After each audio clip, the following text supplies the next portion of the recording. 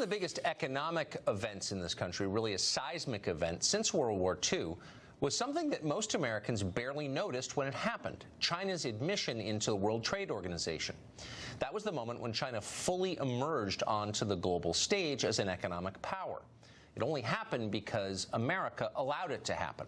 Leaders in both parties told us that letting China into the WTO would be great for everybody, especially us. Here was Bill Clinton's pitch back in 2000. For the first time, our companies will be able to sell and distribute products in China made by workers here at home without transferring technology and manufacturing. Never happened before. For the first time, China will agree to play by the same open trading rules we do.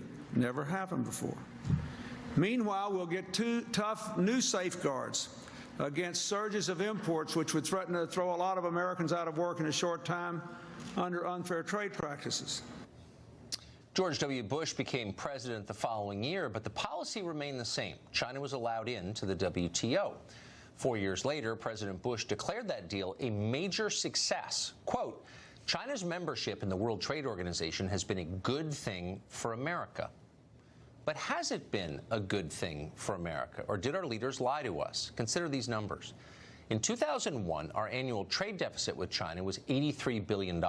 Today, it's $375 billion. Since 2001, the American manufacturing economy has all but collapsed. Our apparel, textile, and wood furniture industries, for example, are now half the size they were.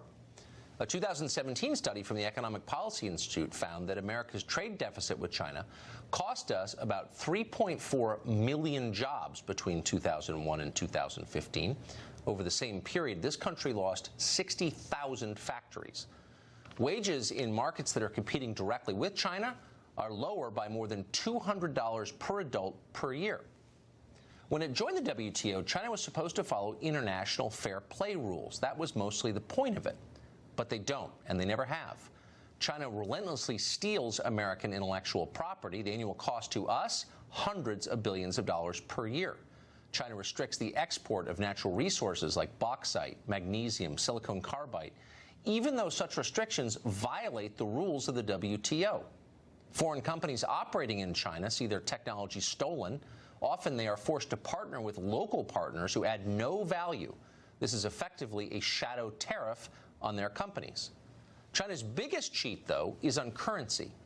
From 2000 to 2014, China suppressed its national currency against the dollar. This gave it a huge advantage in its exports.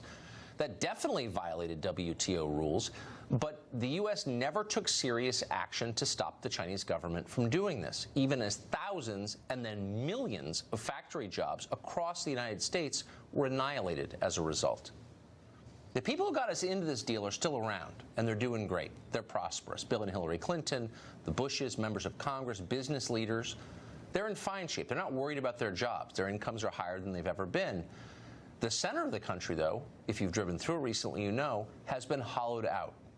Earlier, we talked to Lou Dobbs, host of Lou Dobbs Tonight on the Fox Business Network.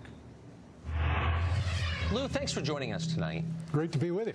So China's entry into the WTO in 2001 began hurting America almost immediately, and of course 17 years later it's clear the damage that it has done, and yet there remains bipartisan support for it. Why?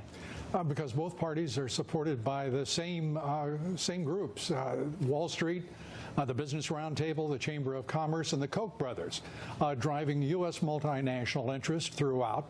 We've seen it going back to really President Clinton, in which he talked about the China entering the world of nations and playing by the same rules as did George Bush, as did President Obama, and it's been nothing more than a pipe dream, and the reality has been trillions of dollars lost in economic growth for this country, millions of middle-class jobs lost, as you know.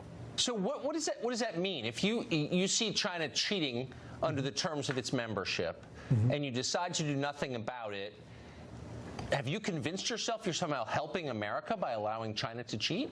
I think, again, they were convincing themselves with a considerable amount of grease and assistance from, again, K Street, the lobbyists, the vested establishment interest who are multinationals in focus and who benefit immensely from that focus.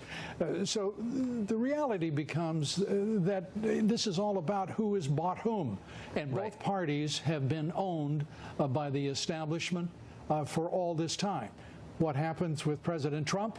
The fact is he is the only candidate with the guts, the courage, the principle, and the understanding of both business and economics, as well as national security, to have attacked the establishment and the consequences of their horrible policies that they followed in both trade and national security over the past 3 decades.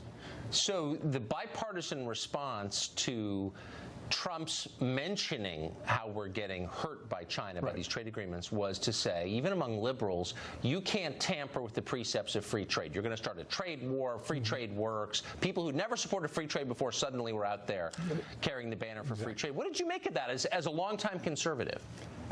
The absurdity of it is liberals don't understand economics to begin with, or they wouldn't be liberals.